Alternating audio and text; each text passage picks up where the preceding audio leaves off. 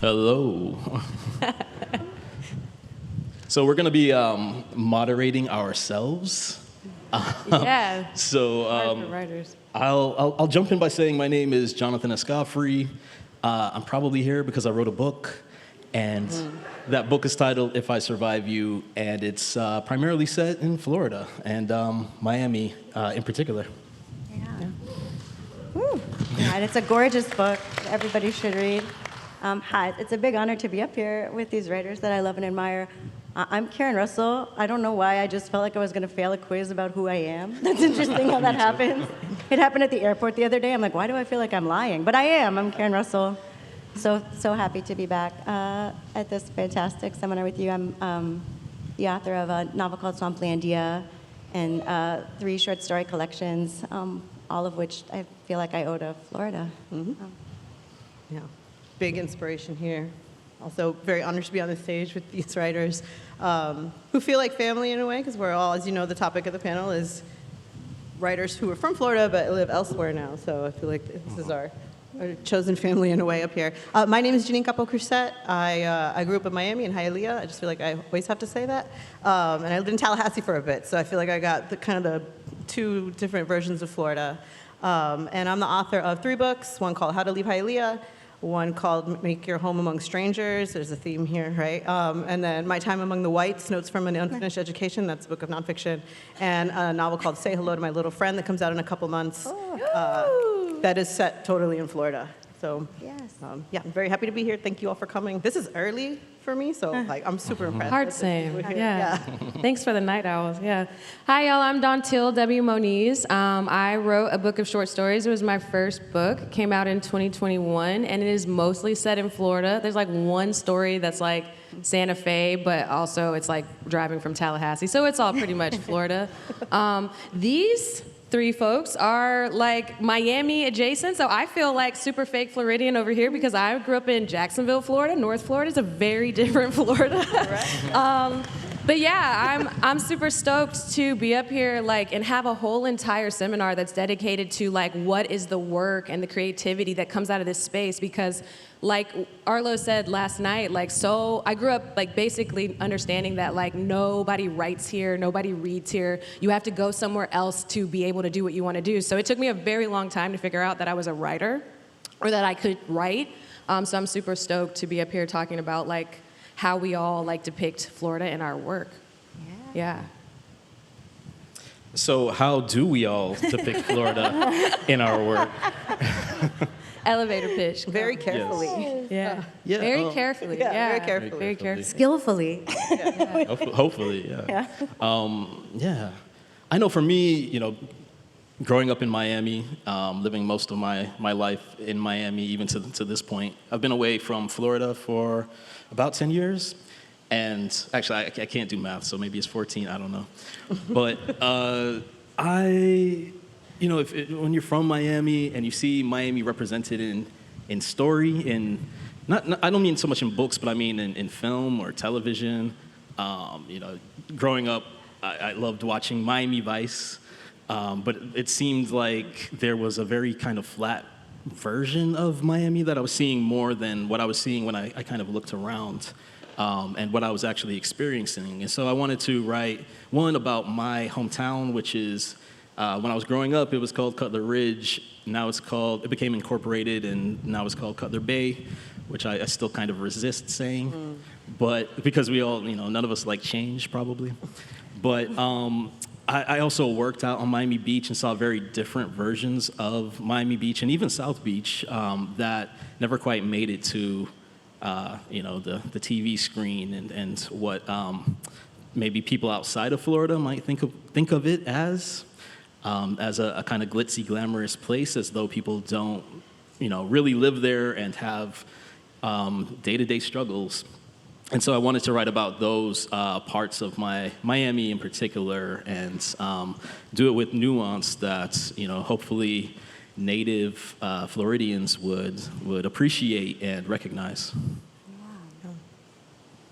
Yeah, I really relate to all of that. And I also watched old Don Johnson, you know.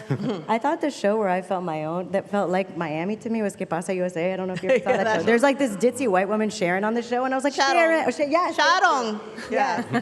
Yes. And she was like, oh, she's doing her best, man. But she's like, me da un cortadito. You know, she's trying real hard. And but it's something about the flux of the place, you know, the permanence and flux that Jeff talked about. I think I really felt that. And I think leaving Florida, encountering, as I'm sure you guys do, people's really flat, cartoonish images of our state, trying to find a way to write about what is genuinely strange and like irreducibly mysterious and also violent, you know, like these coastlines that are always continuously revising themselves, and the tides of kind of people and languages, you know, everything in South Florida, too, that feels so very different, as Dantiel was saying, than North Florida, which to me was like a vacation where I was like, what is this Gainesville? I mean, it was and I was like, what, the further, you know, that is like a cliche, but I feel like it's sort of true that the further north you go, the more like South, you know, the Southern culture permeates. Yeah, this is like tropical. You like, right. It's not tropical. Right, and I think people do sort of have this monolithic apprehension of Florida often. So I think we all, in different ways, try to disrupt that. And to find a way also, though, to sort of like talk about what is beautiful about our state, what is so unlike, you know, any other place. And to get at some of the history that I think really gets papered over here. I think that's what I'm always writing into a little bit, is sort of this gulf between the fantasy for sale and what is true. Yeah, I think that's, yeah. A lot of that resonates with me as well, what you both said. And I think for me, the most, you know, when thinking about how do we render Florida on the page, for me, it doesn't necessarily start with a question of audience, but I know in my work I'm usually writing for myself, especially at the very early stages, but that means that inadvertently, but also then later on purpose, I'm centering a Floridian as the writer. And so oftentimes, I know this happened with my first novel when it was on submission. You know, that's in New York, you send it to New York, and they would do like, this is not the Florida I know. And I'd be like, right, it's not a vacation. Like, we're not, these are people who live here. These are characters for whom this is home. So I'm not gonna explain more than, like, I'm not gonna, if the person who I imagine reading it is a Floridian, I don't need to talk about, like, I don't need to describe the smells and the colors in the way that are recognizable to sort of a New York audience. No shame to folks from New York that are here, hello. But just that sense of like, if you're centering that gaze, if you're centering that reader, that changes how the work comes out, right? And how it's sort of positioned. And then in revision, you sort of say, like, how do I broaden that audience? But I've been resistant to that in my career of like, you know, I've been asked a lot of times to read something outside of my own experience and think, oh, what does it feel like to inhabit this or to work my way through this? And I'm like, just do the same for Florida. Like, yeah, it's not Florida Man, because we're not all Florida Man, although last night in the keynote, it was wonderful. Like, we are all Florida Man just by thinking about Florida Man. And I was like horrified and also like really moved by that last night, and I dreamt about it. So I'm moving off topic. But what about you? Yeah, I feel like in the way that like mostly if I had seen Florida depicted on the page or in film or anything, it was like Miami or it was Disney World, period, point blank. Like there's no others, like this large state, it's basically Miami and Disney World, and that's it. And the first time that I had ever seen anybody mention anything about Jacksonville, Florida at all was like, I was reading Twilight, I was like 14, okay, so this is fine. All literature is okay. But I was reading Twilight, and they were like, oh yeah, she's moving to Jacksonville, he's gonna play for the Jacksonville Suns or something. I was like, oh, that's me. Like, oh, people know we exist, wow. And I think it was the first time that I had the thought, like consciously, I can write about the place where I'm from. Like, there are stories that are worth telling here. Stuff happens here, because I think the main narrative that I had been fed before was that, like, literature doesn't happen here. There's nothing worth capturing here. There's nothing artistic or literary about Florida. It's just a bunch of people who are just, who knows what we're doing here in Florida, right? And so that's kind of like the main thing. So for me, it was very important, number one, to write about where I lived, to capture stories that I'm like, these are important stories too. These are people. And at the end of the day, it's like, I have my specific version of what life is like, but the things that are universal is like, are gonna translate anyway, if you're open to it and not like already putting the divider of like, well, that's Florida, that has nothing to do with anything. Yeah. But, so I have a question for y'all. You brought up Florida Man, which is one of the things I talked about the most when I was doing any of like interviews and stuff. People love to talk about Florida Man and it gets sensationalized in the news. I don't know if any of y'all have seen that meme of like Bugs Bunny cutting Florida and it like floats away into the ocean. Like that makes me so upset because I'm like, y'all have a Florida Man, but it's called New York Man. Like, what are people doing on the subway in New York? Y'all think that's normal? Like, that is wild. People are literally like, I don't know, like baby feeding like a python on the subway in New York, and y'all are like, yeah, that's fine. That's New York Man. What about California Man? What about Oregon Man? You know what I mean? Like, you all have it. Like, but why is Florida like getting picked on? So I guess my question is like, how do y'all feel like media treated the subject of your work, knowing that this is a Florida-centered stories or people from Florida or whatever it is? Do you feel like there were some things that you're like, I don't know, that feels like maybe flatter than I had hoped it would be received?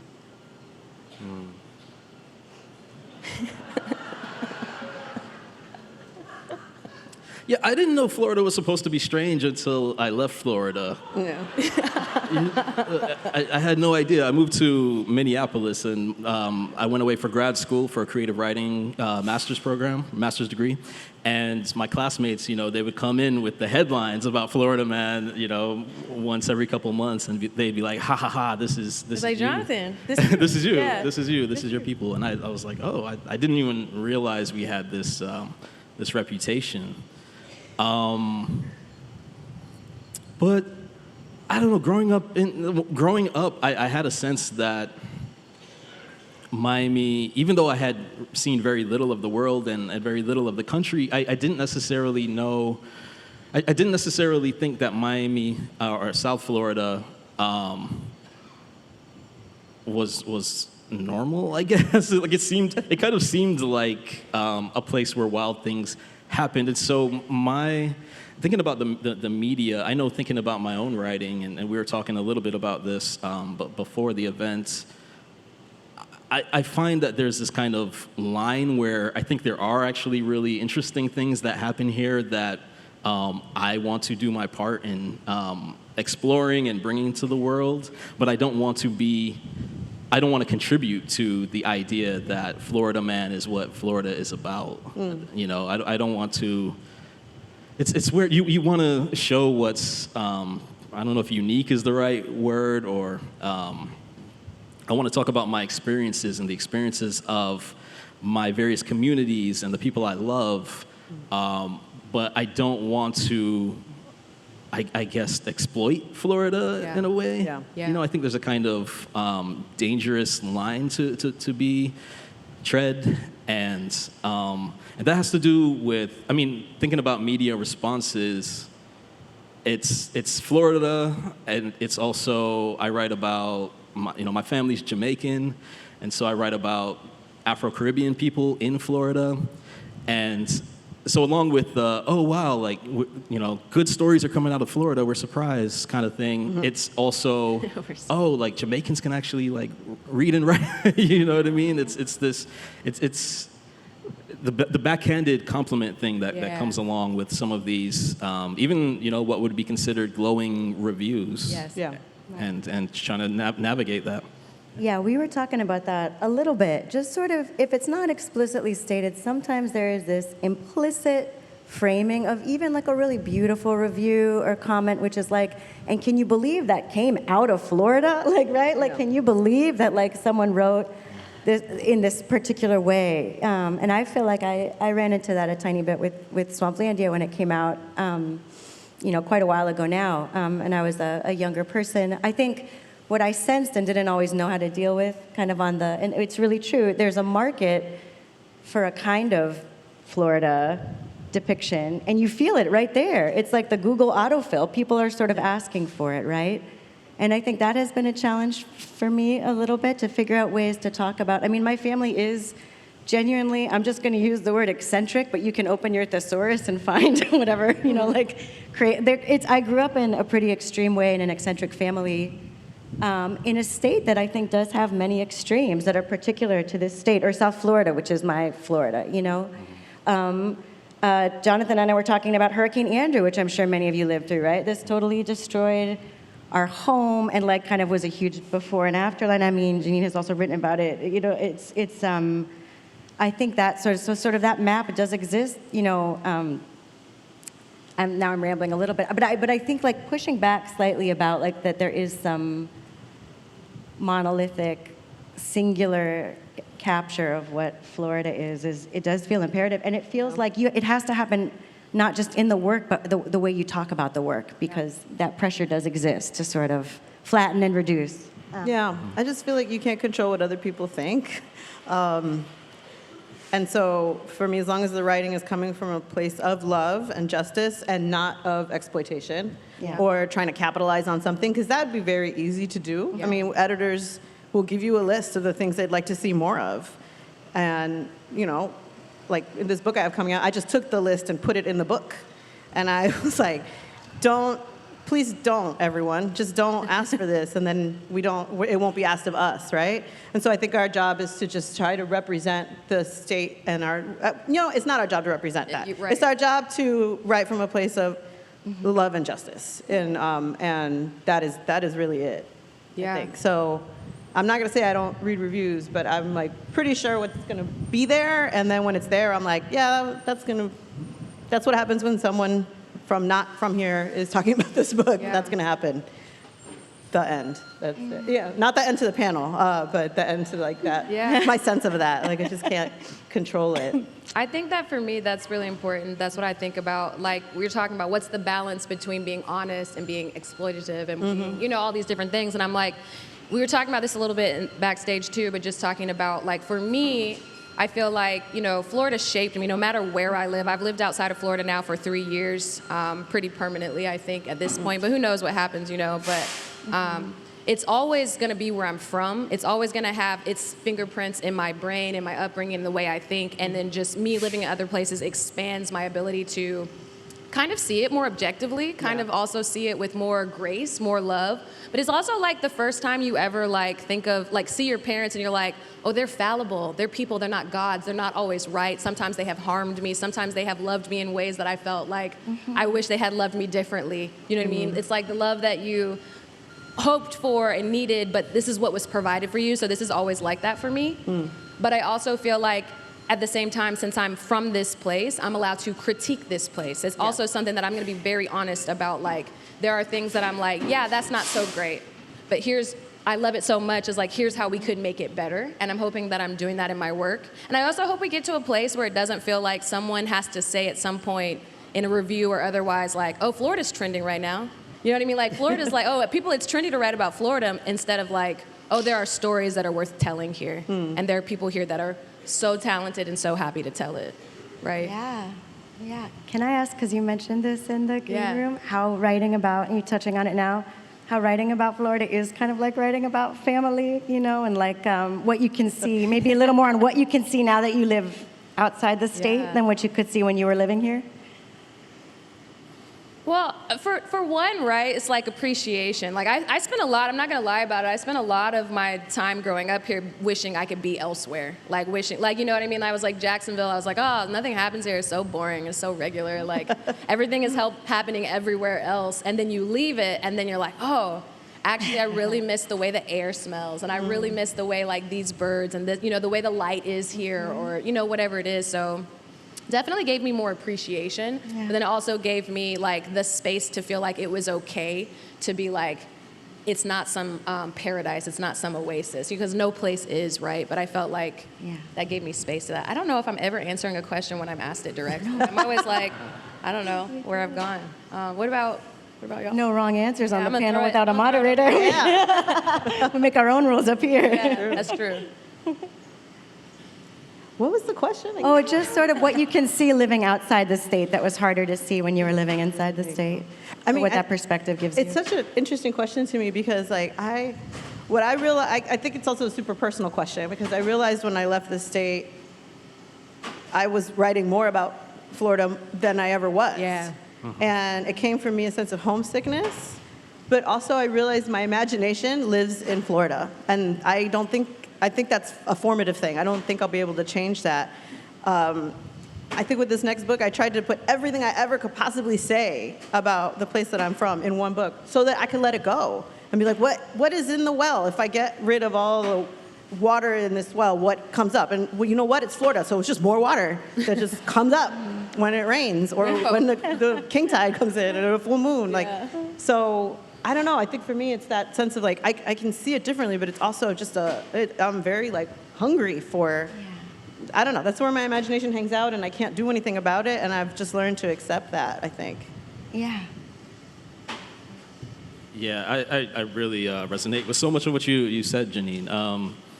I was writing about, like, a lot about Texas when I was living in Miami. Like, I don't know, like farmlands that I'd never seen, and space aliens and werewolves, and things that just I didn't necessarily have any kind of connection to. And it wasn't until I moved away to the Midwest that I thought, whoa, my homeland is a place that is very much worthy of consideration and writing about, exploration.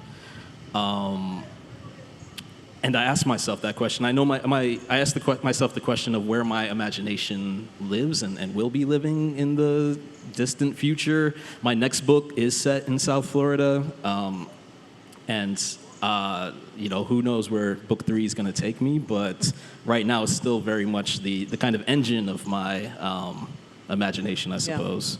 Yeah. And I said something about like looking around and wondering if my growing up in Miami was strange.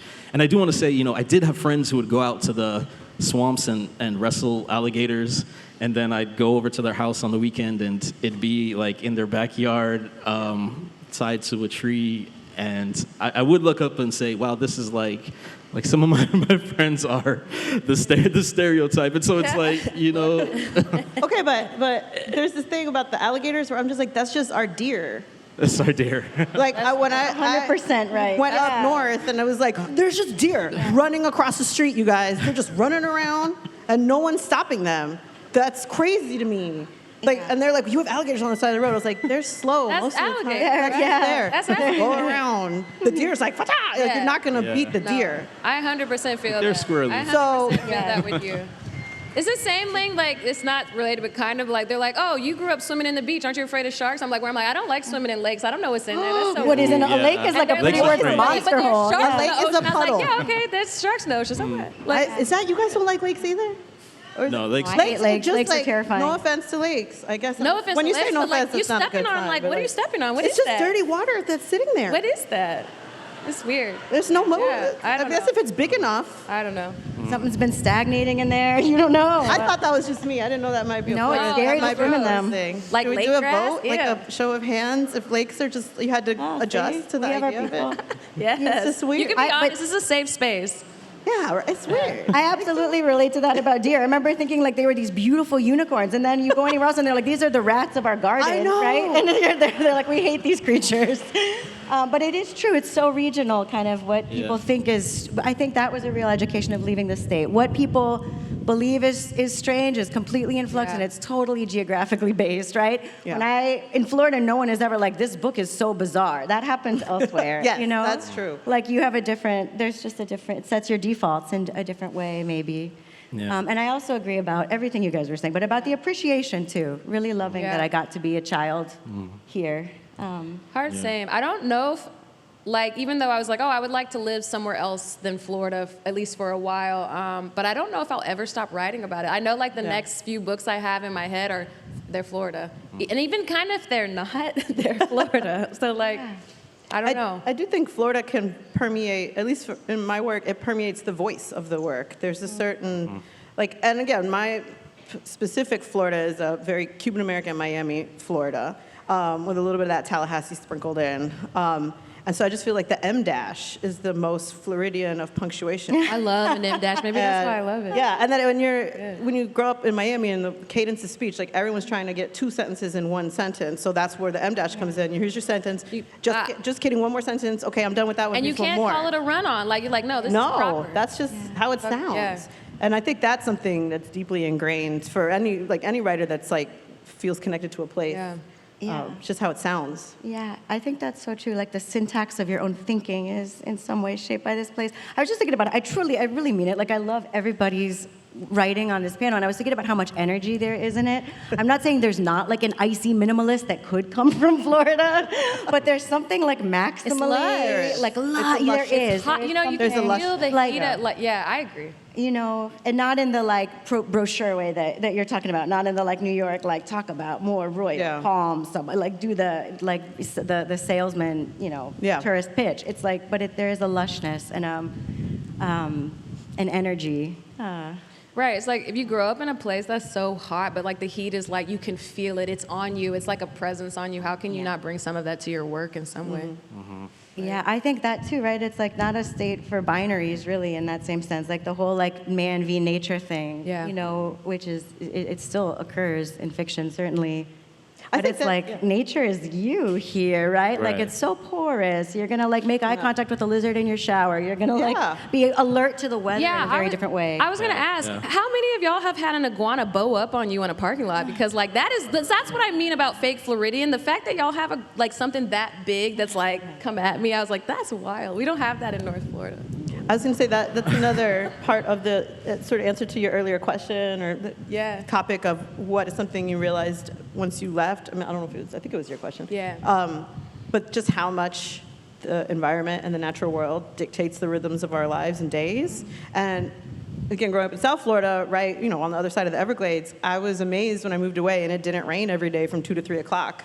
Yeah. Oh my God. And that's how you knew it was like almost time to go home from school, was there was going to be a big rainstorm, and you're like, all right, that's going to go. Or the idea that if it, like living elsewhere, when they're like, it's going to rain today, like that means the whole day is going to be cloudy. Day. Whereas in South Florida, it's like, it's going to rain today. It's like, yeah, because it's the day. Like that's just the rhythms of it. 30 of it. minutes, it'll clear up, it'll be hot. And so putting that into your work, or putting that into my work, but seeing how the rhythms of rain and waves and all that, mostly a lot of water, just how much water is part of our day-to-day existence, and negotiating and navigating around it. Had no idea that was something that was like deeply here until I left. Right, and you can't pretend you're not a part of nature then, right? Because you really have to have that. You're right, you're like, oh, here comes a lake of rain dumped on my head. And how the humidity, right? The humidity in the air, the water in the air, it soaks through your doors, so you don't have to, you know, break your shoulder ramming your door in place in the summertime because everything's swollen. The spines are all.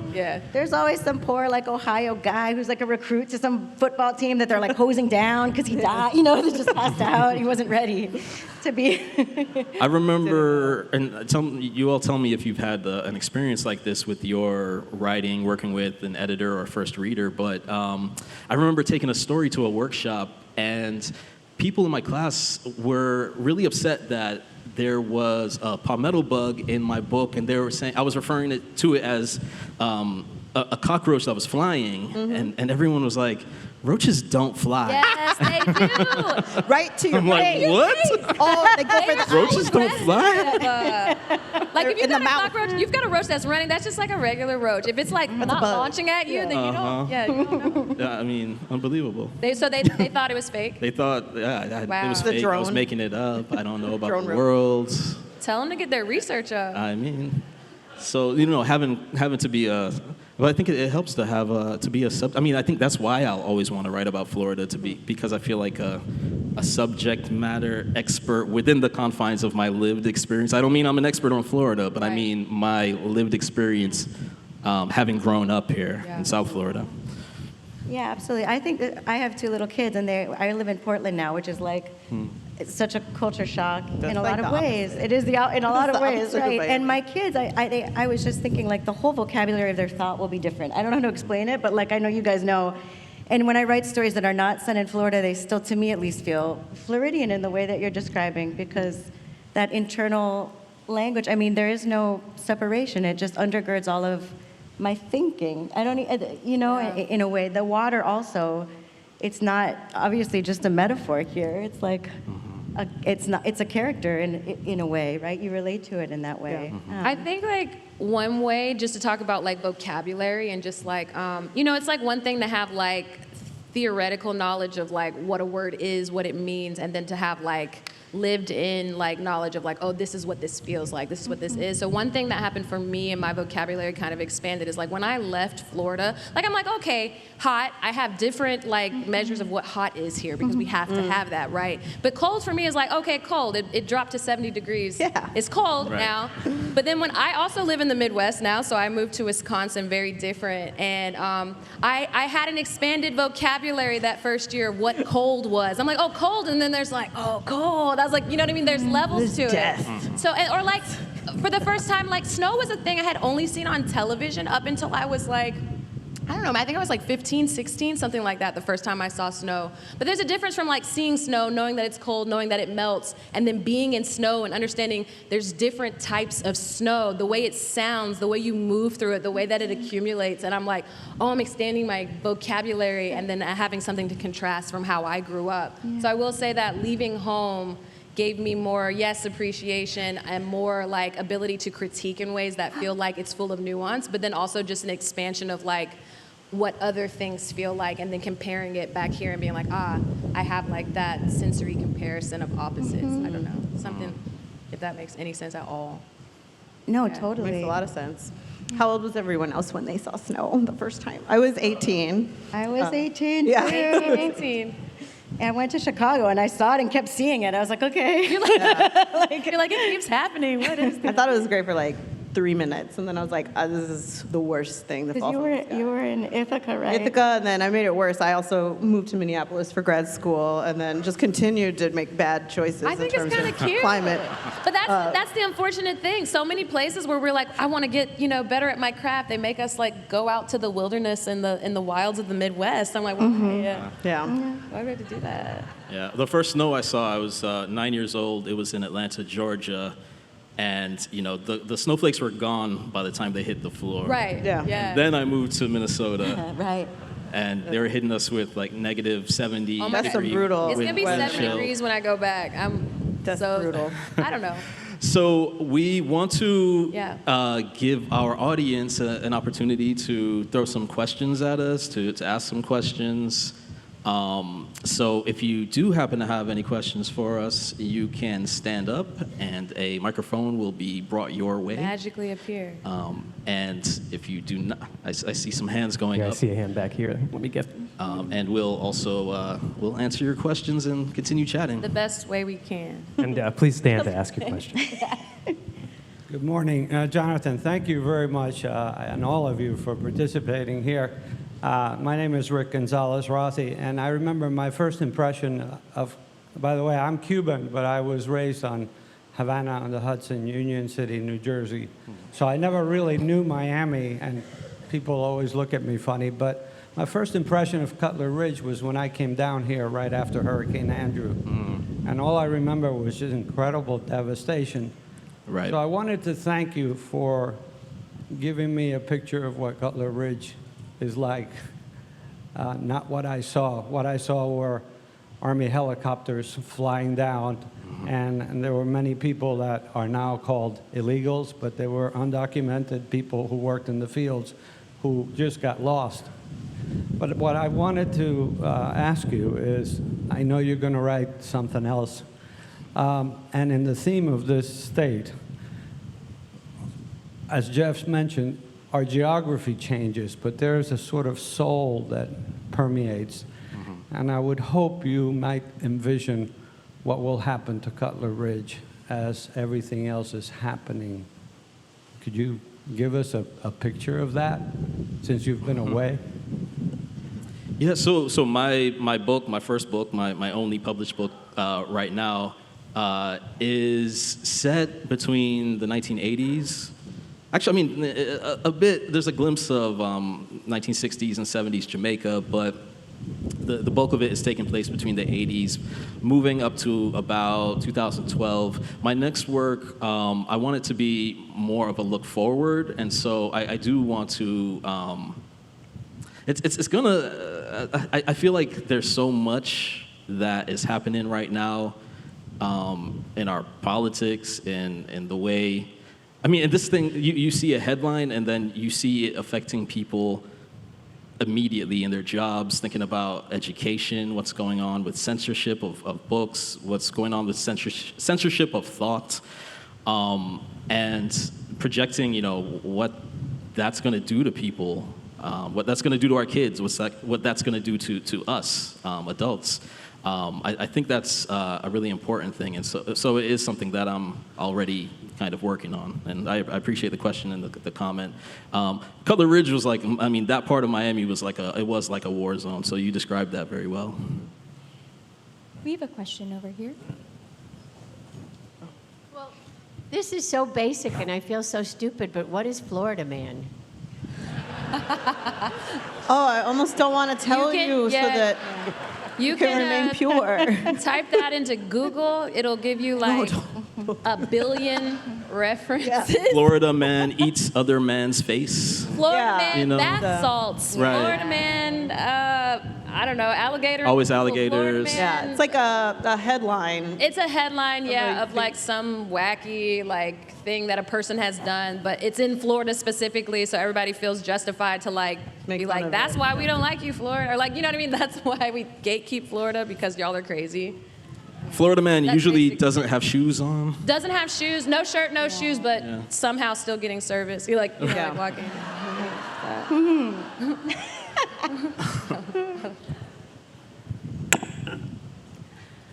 So I have a question. I'm in the middle of reading one of your books and just finished reading another one of your books in preparation for this.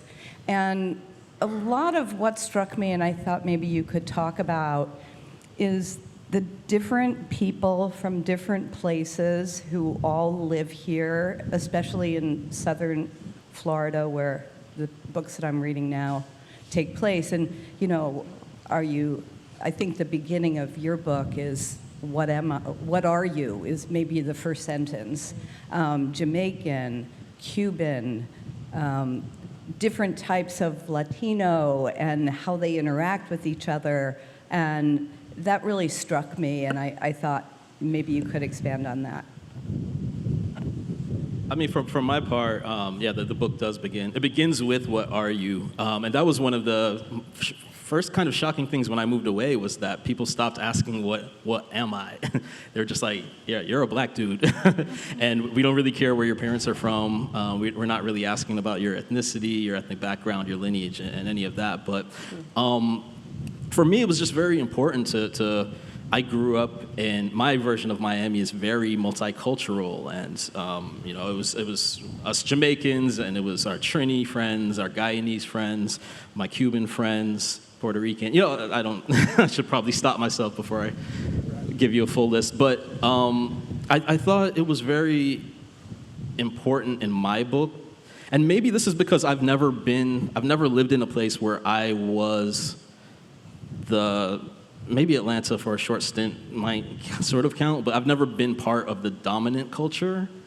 And so I've always had to, in a sense, translate myself through other people. And even in my own household, growing up with Jamaican parents who were looking at me as this kind of strange American kid. And so I wanted to, again, it can be a tricky thing, but I also think wonderful things can come from that multiculturalism, I guess. And I wanted to I just didn't know how I could write a book about Miami without doing that. Others want to talk about? Yeah, I really appreciate this question because it was one that I grappled with, and it's what made me write a book of nonfiction after writing 2 books of fiction, because I realized that, I don't know, it just felt like the appropriate, if I was going to I wanted to talk more directly about my experience. And for me, my fiction doesn't come from that. My fiction is often, there might be similarities between me and a character, but I'm not, it's all made up. even though the feelings are things I have felt, but the situations are made up. And I thought I needed to write a book of nonfiction in order to tackle those kinds of questions really directly and realize that they don't necessarily have answers that are easy to think through, except in the space of an essay, right? Maybe a few pages of thinking through some of those ideas. But in the end, I sort of realized that I'm a Floridian because it's an accident of history, right? When my parents came from Cuba, this is the state they stopped in. And again, it was with the belief that it would be temporary and that they wanted to just be as close to Cuba as possible for when it was time to go back. They might even still think that, 50 years on. So I still have relatives that are on the island, and I have some relatives that moved to Jacksonville, and it is like, I got a cousin in Jacksonville, and she's like, y'all are different down there. But I needed to sort of explore that through nonfiction. So I think sometimes that's a question of craft and of genre. Yeah, I would just say, I mentioned how grateful I am that I was a child and teenager in Miami. And for a writer, it's a great education. For me, I think it was because, I had to really pay attention. I didn't speak Spanish, and that really was the dominant language in Miami. I do now, but not, obviously not with like the fluency of any of my friends. So Jonathan writes about this experience too, right? Like leaning in and paying a different kind of attention and having maybe a different kind of respect for that incredible gift of living with that diversity of thought also, different kinds of biodiversity, I think, that I feel tremendously grateful for thinking about the context in which many people move to Miami, right? It's a choice, but it's a choice that is heavily freighted in different ways for different families. People come to South Florida, from New York for very different reasons than my Cuban friends came, my Peruvian friends came. So it's, yeah. I'm rambling a little bit now, but I do think getting to be in a place with that sort of so much hope, but also such a degree of pain too, and growing up with an ambient homesickness that was not my own, but that was, permeates a lot of Miami. It was just a really different way it was, and also everything we said about the natural world, so that's a really kind of rambling answer, but I'm grateful that I was there, and I think it was an excellent education for a writer. Last time. Hi, I have a question about education.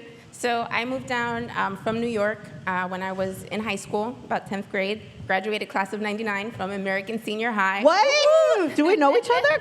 Yes, I was at your house for New Year's. We watched Shrek, the first Shrek that came out together. Yes, in PSN, yes. What? Ivan Coralisa's ex-girlfriends. Wait, this is so Florida. This is so Florida right now. Find me, because we have to talk about what is he doing right now. All right, so anyways, not the point. Coming down from New York and starting 10th grade at American, there was this perception that I could tell outsiders had that education in Florida was subpar. And so I ended up actually becoming a teacher. I'm here with the teacher and librarians. Yeah, thank you. 20 years an educator, and I just wanted to know how you navigate that perception that outsiders have that Floridians are maybe less educated in your works, but also to what Jonathan just spoke of, there's a real sense of urgency because education is politicized in Florida right now. Are you writing about that, and to what extent do you feel you have a responsibility to do that in your writing right now? Man, that's a good question. Yeah. I need a minute to just absorb that this is something I know from high school. So someone else should tackle this question right away if they want to. I kind of mentioned that I am writing about it in a way that hopefully doesn't feel overly didactic. But everything is political, I could have written a book where, I don't know if it could have been a good book, but I could have written a book that never talked about, race and racism and, various ways that we, as great as it is to live in diverse truly diverse communities, there can be cultural collisions at times, there can be tensions at times, and that obviously is now the case with this heightened, I don't know, political situation, and it plays out in people's everyday lives. And so I just don't see how I could write about it. When I say it, I mean Florida, without touching on it. But I like to write very overtly political stories, I guess. That sounded, I don't know, I didn't word that the way I wanted to, but I guess that's what I've got. In terms of responsibility, I mean, I think we all have a responsibility to our world, and to, as writers, we have a responsibility to reflect the world perhaps as it is, or perhaps as we, want to see it. Yeah, absolutely. I think for me, I have a difficulty not giving in to hopelessness, and that's the struggle that I have, and I fight against that, because I think we owe it to the younger generations to try to make this is sounding really hokey, but to try to make a better world, make it better for them. Yeah. I would just say that, so I'm teaching currently. I teach in the university level. I teach graduate and undergraduate fiction, just teaching craft and teaching people how to do their own, voice, to settle into their own voice. I'm from and of this education system, and I feel like I often feel like the kind of viewpoint is yeah, we have a subpar education here, and there's a lot of stuff that is going on here that you're like, oh, that's not great. That's not great that we decided to do that in that way, and it is a disservice to our youth, which is we're always I feel like cannibalizing youth, where they're the scapegoats, and then we're not setting them up for success. We want to use them to sell things, and you know what I mean. And it's just, and we're not setting them up for the future of I don't know, just how to live a life past youth. I don't know how to explain that, but. Basically, I feel like in terms of the responsibility of it, when you said everything is political, but then also I think what gets lost in translation with that is that that's also craft. Do you know what I mean? Especially when you're talking about any writers who are marginalized in any way, shape, or form, you get asked all of these what's your identity questions and all that stuff, as if those aren't craft choices. When it doesn't appear in work, that's craft. You know what I mean? And it might be something that you're not consciously thinking of, but that's craft. So it's always appearing in my work in various ways, even if not directly. My characters are always grappling that, because I'm always grappling with that.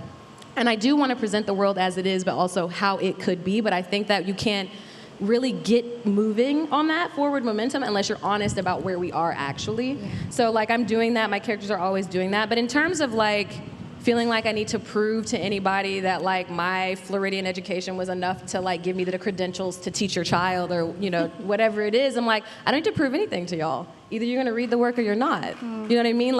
Everything doesn't have to be for everybody. If you don't jibe with my work, there's a million books you can go read, go find that. But also I'm not here to prove anything to you. I'm not here to teach you a lesson. If you get a lesson from it, amazing. But that's not what I'm writing for. Yeah. Yeah.